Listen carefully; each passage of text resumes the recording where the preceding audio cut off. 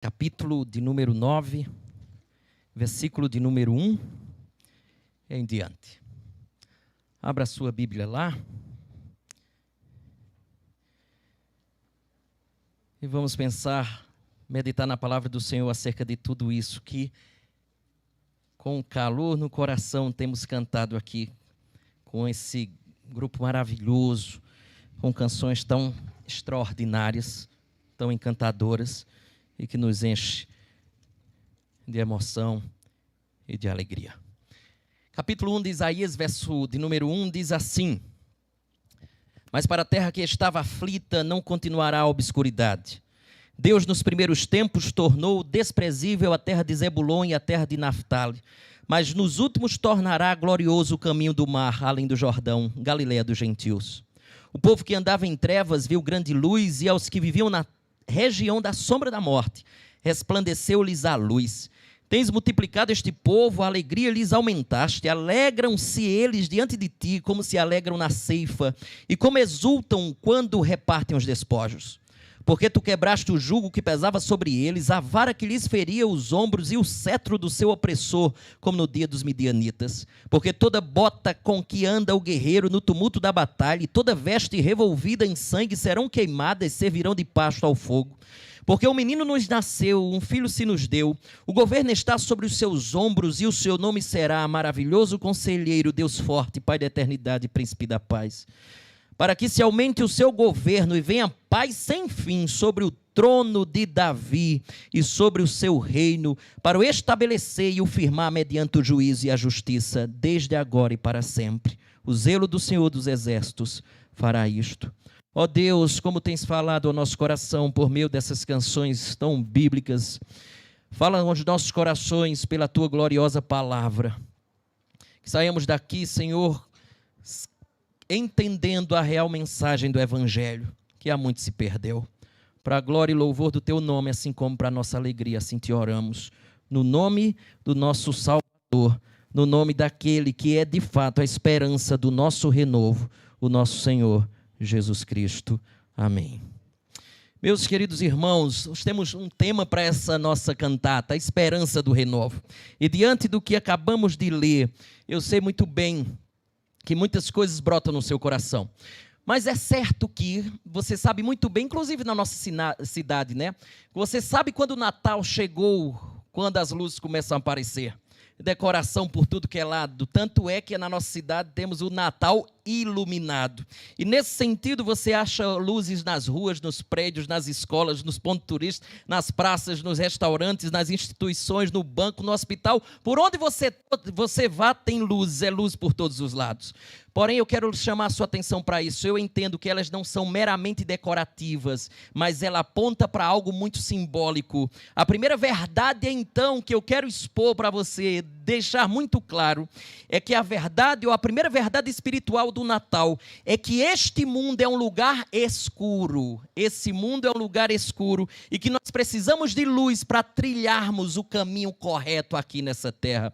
A pergunta que surge é: em que sentido esse mundo está em trevas? Afinal de contas, o próprio texto que acabamos de ler nos diz isso, verso número 2, povo que estava em trevas. A Bíblia nos diz, ou chama a nossa atenção, que o termo trevas se refere tanto a mal quanto a ignorância. Quanto a mal, a Escritura deixa muito claro que esse mundo está cheio de mal, de violência, de injustiças, de abuso de poder, de gente sem ter onde morar, de famílias destruídas, de assassinatos, de abusos sexuais e por aí vai, você sabe muito bem da lista infindável. O outro sentido que a palavra, trevas traz na Escritura é porque ninguém tem ou sabe o suficiente para resolver esses problemas. Então, o segundo sentido é ignorância. As pessoas não têm... É por isso que já se passaram milênios e ninguém resolve o problema que nós enfrentamos. Cura para o mal e o sofrimento que neles existem, nós ainda não resolvemos os nossos problemas. O texto diz: o povo que andava em trevas viu grande luz. Agora, se você nunca pensou assim, eu queria que você pensasse, porque isso aqui é belíssimo. É Isaías capítulo 8 que explica o que o 9 vai nos dizer. Ele explica por que nós necessitamos da luz de Deus. Observe capítulo 8, versículo número 19 a 20, nós vemos pessoas consultando médiuns e feiticeiros daquela época, no lugar deles confiarem e consultarem Deus. Preste atenção, está lá, Isaías 8, verso 19, diz assim: quando vos disserem, consultai os necromantes e os adivinhos, que chiureiam e murmuram, acaso não consultará o povo ao seu Deus?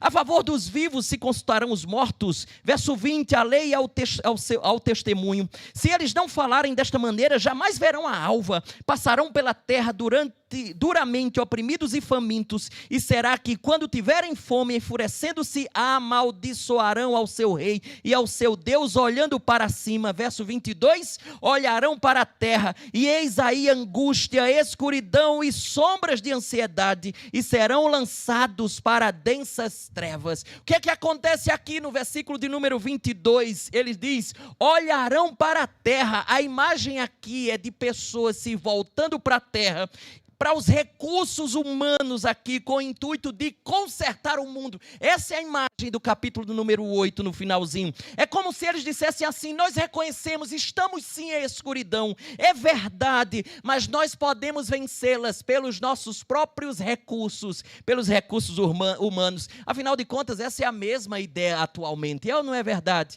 As pessoas dizem assim, a esperança está na educação. É só dar uma educação de qualidade, você vai ver, esse mundo vai mudar totalmente. A esperança muitas vezes está na ideologia, a esperança está na nova geração, nas crianças. Nossa, o final de ano é propício para esse tipo de coisa. Em outras palavras, a mensagem é a mesma, a esperança está nos homens, só que a mensagem do Natal é que, verso 2 do capítulo 9, o povo que andava em trevas viu grande luz, e aos, em outras traduções tem assim, sobre os e aos, sobre os que viviam na região da sombra da morte, resplandeceu-lhes a luz, ou raiou uma luz. O que é que a Bíblia está dizendo? É que a luz não brota do mundo, mas que a luz raiou sobre o mundo, e lá na frente Isaías vai nos mostrar, muitos anos depois, melhor dizendo, de Isaías, um homem disse assim, capítulo de número 8 de João, verso número 12, eu sou a luz do mundo, quem me segue não andará nas trevas, pelo contrário, terá a luz da vida. Ele trouxe a luz, mas na verdade, ele era a própria luz. Essa é a primeira coisa. A esperança não está nos homens, mas na luz que raiou sobre esse mundo. O problema não é resolvido pela terra, o problema é resolvido pelos céus. Nunca se engane disso. Só que o significado da luz é posto aqui. Porque quando Isaías vai pensar nesse aspecto de luz, a luz que ele conhece é exatamente o sol. Então, Isaías está usando o sol como um símbolo aqui. E pelo menos 3 significados do sol aqui você pode extrair. Primeiro deles é que o sol nos dá vida. Se o sol apagasse, nós congelaríamos. Ele é a fonte de toda vida. Por isso que a Bíblia também diz que em Deus, ou só em Deus, nós vivemos, nos movemos e existimos. Atos capítulo de número 17. E isso é verdade ao seu corpo físico. Mas lembre, essa realidade também perpassa a sua vida espiritual. Pois a Bíblia diz que nós perdemos o relacionamento com Deus. Original, pleno, correto que tínhamos com Deus. Lá no início, Gênesis capítulo de número 3. E essa é a razão pela qual nós experimentamos o que a Bíblia chama de morte espiritual. Perda de sentido, perda de esperança, desejos descontrolados e uma insatisfação profunda. Você tem tantas coisas na vida, mas ainda continua insatisfeito com algumas coisas. Segundo, o sol nos mostra a verdade. Se você já tentou dirigir, não faça isso. Mas se você já tentou dirigir à noite com os faróis apagados numa BR, você sabe que isso será trágico. Portanto, é a luz que revela a verdade. A luz revela como as coisas de fato são. Terceiro sentido ou significado do sol aqui, ou da luz, que Isaías tem, é que o sol é belo e traz alegria. Essa é uma verdade literal. Muitos sofrem de depressão em locais onde há poucas horas com luz do dia em determinadas épocas do ano. Nós precisamos de luz para ter alegria. Deus é a fonte de toda beleza e de toda alegria. Há uma frase que eu amo de um pai da igreja chamado Santo Agostinho. E ele dizia assim, presta atenção nisso, ele dizia: fizeste-nos para ti mesmo e inquieto está o nosso coração enquanto não repousar em ti. Fizeste-nos para ti mesmo e inquieto está o nosso coração enquanto não descansar ou repousar em ti. Sabe o que é que significa? É que a ideia é que o ser humano busca continuamente o que pode lhe trazer alegria. Você busca muitas vezes continuamente o que pode lhe trazer satisfação, aquilo que possa completar você de maneira plena, porém a experiência humana mostra que você não consegue. O filósofo famosíssimo grego chamado Platão, ele usa uma metáfora impressionante para descrever essa realidade. Platão dizia exatamente o seguinte, ele comparava os seres humanos a jarros que estão vazando o tempo todo. Ele diz assim: de algum modo, os homens estão sempre incompletos. Podemos despejar coisas nesse recipiente por toda a nossa vida, mas há algo que impede que esse jarro fique cheio continuamente. Os homens buscam muitas coisas nessa vida, você sabe muito bem disso. Os homens buscam dinheiro e quanto mais tem, mais eles querem. Mas quando eles têm muito, eles percebem que aquilo não completa. Você percebe que os homens buscam no amor e eles podem casar com a mulher encantadora que eles mais amaram, porém depois de um tempo ele percebe que aquilo não traz satisfação plena. E eles buscam, por exemplo, no sexo, no sucesso, no poder, mas a verdade é que o jarro nunca fica cheio, porque existe um vazamento nesse jarro chamado ser humano. Não há algo que complete, nada completa aqui. Então o que é que Agostinho acreditava?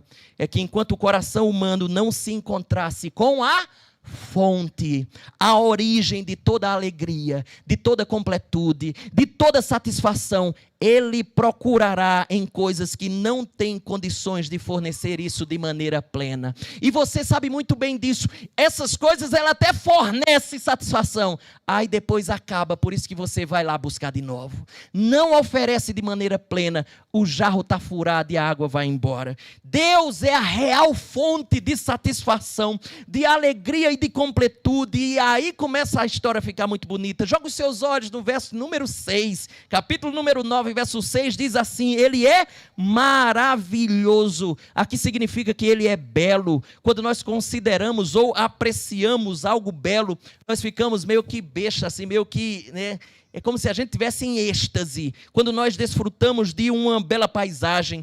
Quando você vai e desfruta, por exemplo, assiste aí a aurora boreal, lá naqueles países lá da Europa. Quando você vai, aqueles Globo Repórter que passa as Ilhas Maldivas, você diz assim: próximas férias eu vou lá comprar uma passagem, vou passar as férias nas Ilhas Maldivas, que é encantador aquele lugar. Quando você assiste o Globo Repórter, o National Geographic, você assiste aqueles mergulhos onde aquela reportagem mostra todo o colorido do fundo do mar, do colorido dos peixes, e você fica encantado com os peixes e com as algas, com os corais e com a beleza encantadora daquelas coisas. Você vai num zoológico e se encanta com a onça pintada, com as araras. Você vai em algum lugar onde tenham plantas rosas, você fica encantado com as orquídeas, de modo que o que isso está tentando nos dizer é que esse ser, ele é maravilhoso, ele é belo, e sendo assim, toda beleza deveria remeter você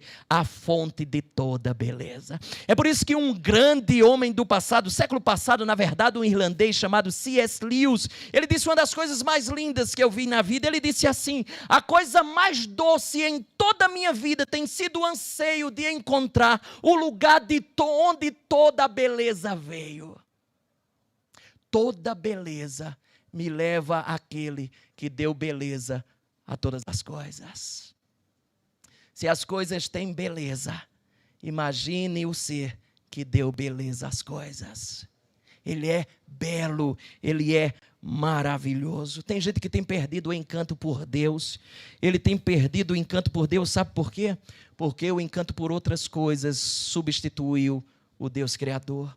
dinheiro substitui, sexo substitui, poder muitas vezes estão mais evidentes, isso substitui, toma o lugar do Criador. Mas a pergunta que surge é: como essa luz pôde raiar? Como nos diz Isaías capítulo 9, verso 2, como ela pôde resplandecer literalmente sobre nós? E aí, pule para o verso 6, verso 7, porque ele começa a dizer, esses versos são os mais conhecidos, e ele deixa muito claro como essa luz veio. O verso 6, ele diz: porque um menino nos nasceu.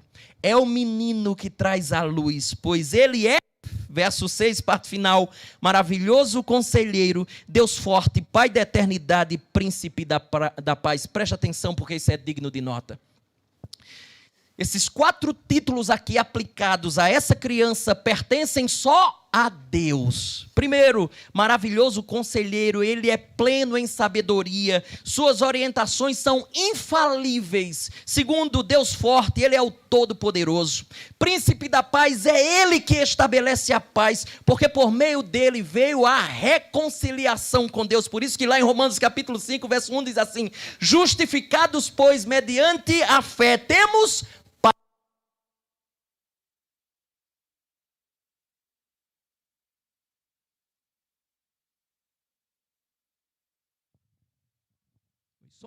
por meio do nosso Senhor e Salvador Jesus Cristo. Ele diz que é Pai da eternidade, ou seja, ele é eterno. Escute, porque eu quero que você preste atenção nisso aqui, que isso aqui não está desconectado com a realidade do que ele está falando aqui. Presta atenção, não há nada parecido a estas afirmações em nenhuma outra religião que você possa conhecer. Ele é um ser humano, mas ao mesmo tempo ele é Deus, porque essas características é aplicada a Deus. Como é que você enxerga Jesus? É a pergunta para você. Como é que você enxerga a pessoa bendita de Jesus? Porque se Jesus Cristo é mesmo Deus forte e Pai da eternidade, você não pode simplesmente gostar dele. Porque muitas pessoas dizem assim: Jesus é muito legal, muito interessante, ele tem uns ensinamentos muito bacanas, mas não dá para você enxergá-lo assim. Por quê? Porque você não olha assim para o Henrique Cristo. E preste atenção no que eu quero dizer para você. Quando nós olhamos para o que Jesus falava lá no Novo Testamento, na encarnação dele, quando ele veio à terra, as pessoas olhavam para ele e só tinha 3 opções quando olhavam para ele. A primeira delas é fazer como você faz com o Henrique Cristo. Esse cara é louco, ele é maluco, porque dizer o que ele diz acerca de si mesmo só pode ser um louco. A segunda possibilidade é simplesmente chegar ao entendimento que Jesus era blasfemo. Ele estava blasfemando porque ele dizia ser Deus. Mas a terceira possibilidade que você pode abraçar é exatamente que ele era o que dizia ser. Você não tem como gostar meramente de Jesus. Ou era louco ele, ou blasfemo, ou ele era aquilo que ele dizia ser. Você só tem essas 3 possibilidades. Se o bebê que nasceu no Natal é o Deus Todo-Poderoso, a atitude mais sensata minha e sua é de nos dobrarmos a ele e adorá-lo por inteiro. Outra coisa que eu acho super interessante, o texto nos diz que ele é maravilhoso conselheiro. Você tem aqui uma das notícias sensacionais. Temos algo que nenhuma outra religião jamais afirmou ter. Nós temos um Deus, presta atenção nisso, que isso aqui é uma das coisas mais arrebatadoras do cristianismo. Nós temos um Deus que nos compreende de verdade, nas experiências mais profundas da nossa vida, da nossa alma. Nenhuma outra religião afirma que Deus sofreu. Você já escutou isso? Nenhuma outra afirma que Deus precisou ser corajoso. Nenhuma outra diz que ele foi abandonado pelos amigos. Nenhuma outra diz que ele vivenciou a mais plena solidão, que ele foi traído pelos seus, que já experimentou angústia terrível a ponto de suar sangue, que foi tratado pelos homens injustamente, torturado, humilhado e finalmente ele foi assassinado de maneira cruel. O Natal mostra que ele sabe o que você está passando, porque o nosso Deus sentiu na pele essas mesmas coisas. Ele encarnou. Então, quando você compartilha a ele dos seus dramas, quando você chora amargamente nas madrugadas, quando a angústia dói e a dor é profunda, você expõe as suas dores, escute, ele lhe entende perfeitamente, porque o Deus do cristianismo encarna. se torna homem como eu e você e passa pelos mesmos dramas que nós passamos. Dorothy Sayers era uma renomada escritora britânica. Ela disse uma coisa sensacional, anotei aqui. Ela disse assim, escute bem: a encarnação significa que, seja qual for a razão pela qual Deus escolheu deixar-nos cair para sofrer, ainda assim Ele teve a honestidade e a coragem de provar do próprio remédio. Ela diz mais: passou por toda a experiência humana das irritações da vida familiar, das restrições limitadoras do trabalho duro e da falta de dinheiro, dos piores horrores da dor e da humilhação, da derrota, do desespero e da morte. Nasceu em pobreza e sofreu dor infinita, tudo por nós, e achou que valia muito a pena. Escute, Ele sabe o que você passa, porque Ele também passou questões iguais. Essa é a grande diferença do Deus cristão. Primeiro, Ele lhe salva dos seus pecados, pagando por eles, e por isso que você pode ter esperança para o futuro. Mas em segundo lugar, Ele lhe salva ao ser o seu conselheiro nas dores. Você lembra que quando nós expomos as Escrituras, quantas vezes você entrou na igreja quebrado, arrasado, o rosto encharcado, olheira, você passou a madrugada, veio para o culto, e de repente Deus bradou ao seu coração, você saiu cheio de esperança. Ele é o maravilhoso conselheiro. Você pode ter esperança não para o futuro apenas, mas também para o presente. Uma última coisa que eu quero falar. A pergunta é: como essa luz pode ser sua? Como essa luz pode ser nossa? Observe que não está escrito apenas porque um menino nos nasceu, mas também está escrito: um filho se nos deu. Trata-se de um presente dos céus. E aí é interessante, porque isso só pode ser recebido pela graça, só se você estiver disposto a receber de graça, porque é isso que o versículo número 5 tenta nos mostrar. Presta atenção, joga os olhos lá, vamos lá, verso de número 5, olha o que ele diz lá, fala de uma grande batalha, presta atenção, esse é o pano de fundo aqui, ó. Porque toda bota com que anda o guerreiro no tumulto da batalha e toda veste revolvida em sangue serão queimadas, servirão de pasto ao fogo. Eu não sei se você entendeu, mas o conjunto aqui é de imagens vívidas e que significa grande vitória sobre o mal. E essa grande vitória sobre o mal não exigirá força sua, não exigirá força minha. Escute, olha o que ele está dizendo: nós não precisaremos da bota. Nós não precisaremos da veste do guerreiro, não precisaremos da sua armadura, não precisaremos da sua espada. Por isso que ele usa a expressão queime-os, queima a bota, queima a veste. Por quê? Porque outra pessoa travará a luta em seu lugar. Quem é essa pessoa? Isaías não revela de maneira explícita, mas quando você chega no capítulo número 42 a 55, aparece um misterioso libertador.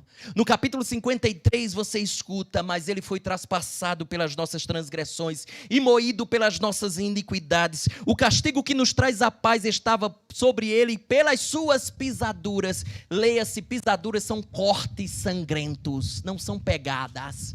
Cortes sangrentos, nós fomos sarados. Ao ir para a cruz, Jesus pagou a pena pelo pecado. Quando nós confiamos na obra de Cristo em nosso benefício, em vez dos nossos próprios esforços mortais, em nossa espada, em nosso escudo, em nossa bota, é assim que Ele nos perdoa, nos aceita e implanta o seu Espírito Santo em nós, de modo a nos renovar de forma linda. Ele renova de dentro para fora. Mas escute, essa grande salvação, essa luz, é um presente. Você sabe que tem tudo a ver com o Natal, não é verdade? Talvez no próximo dia 24 você vai trocar presentes com as pessoas. E, na verdade, você sabe muito bem que alguns presentes, eles são difíceis de receber, pois muitas vezes nós temos que engolir o nosso orgulho para recebê-los. Por exemplo, imagine você abrir um presente agora no dia 24, final de ano, lá do seu trabalho, um amigo secreto, e de repente você recebe um livro de dietas. Você já imaginou?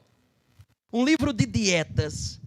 Depois de abrir outro, presente numa outra festa que você foi, ou no mesmo lugar que você estava, ganhou 2 presentes, e nesse outro presente você ganhou um outro livro intitulado Melhorando Sua Chatice.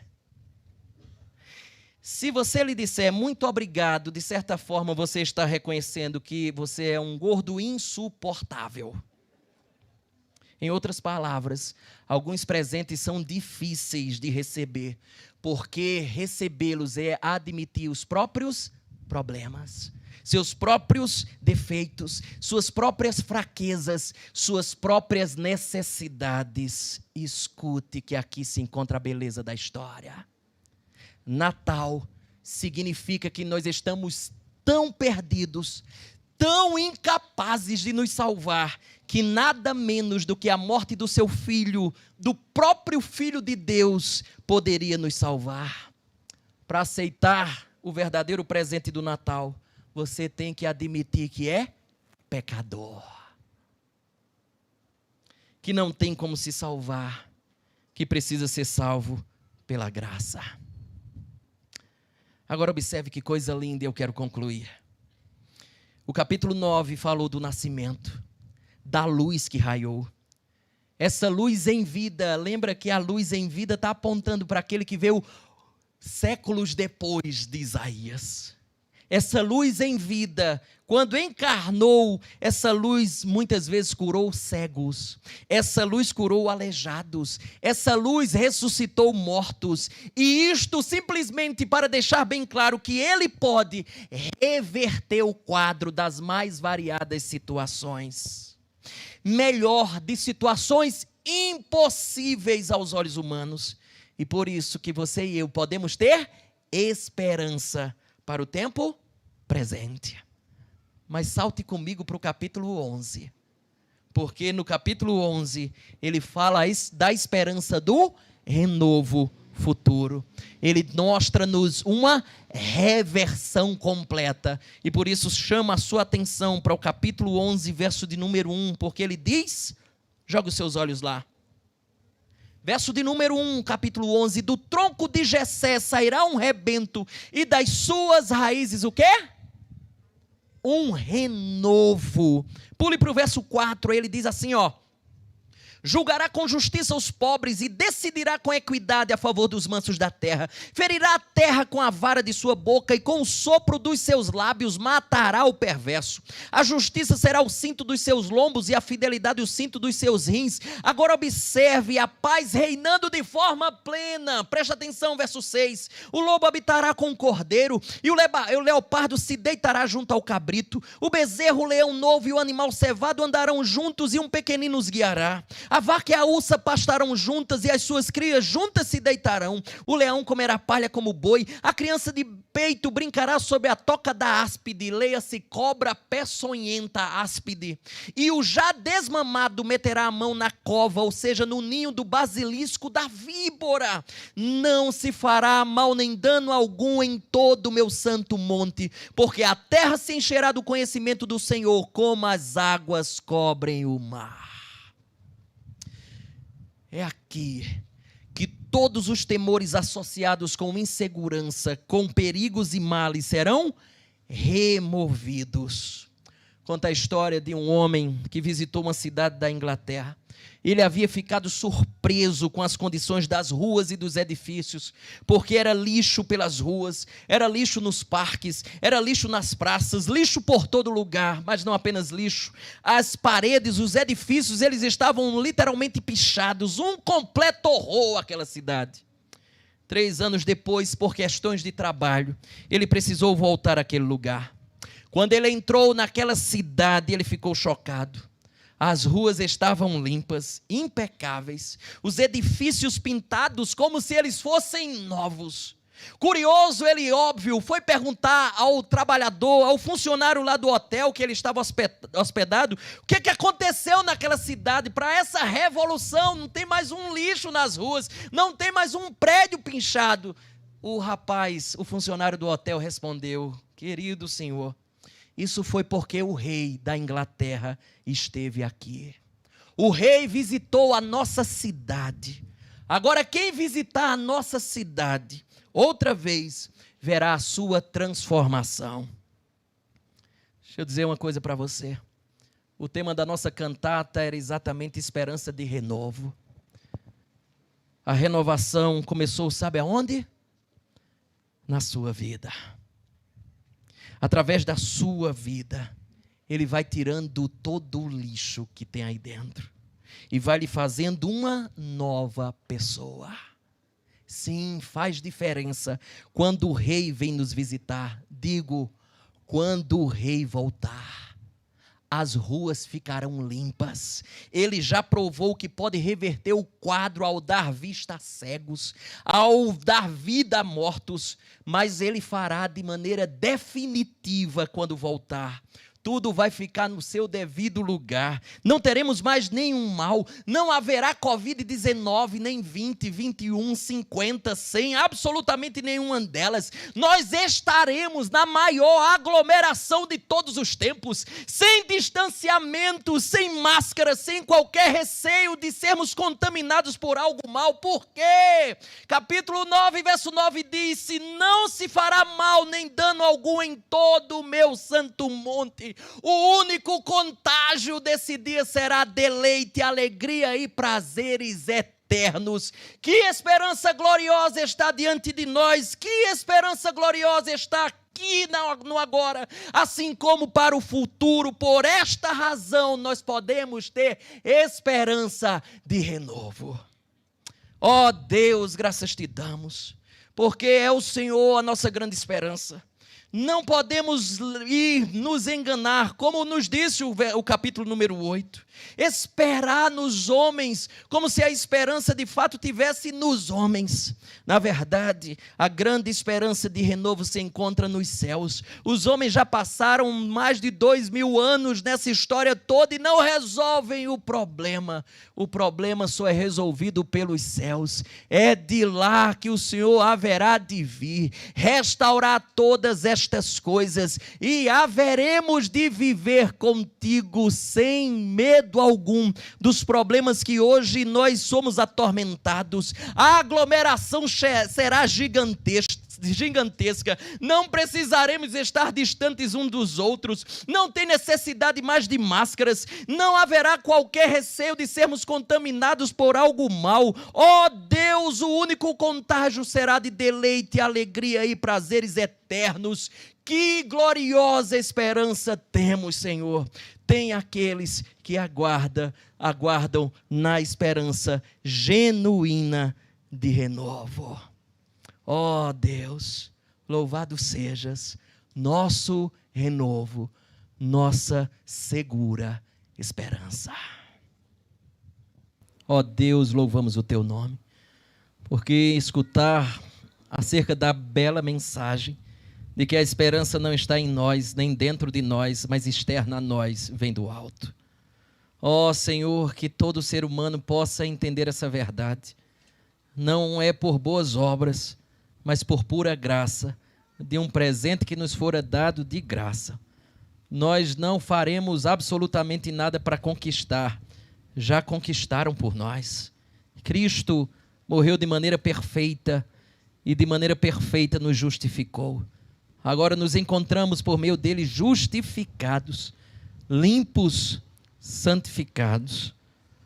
Ó Senhor, que essa bela mensagem possa invadir e penetrar o coração daqueles que ainda não se encontraram contigo, que ainda não olharam para o autor e consumador de vossas fé, e diante dessa realidade possam ter, na esperança do menino que nasceu, possa ter a esperança para o agora e para o porvir.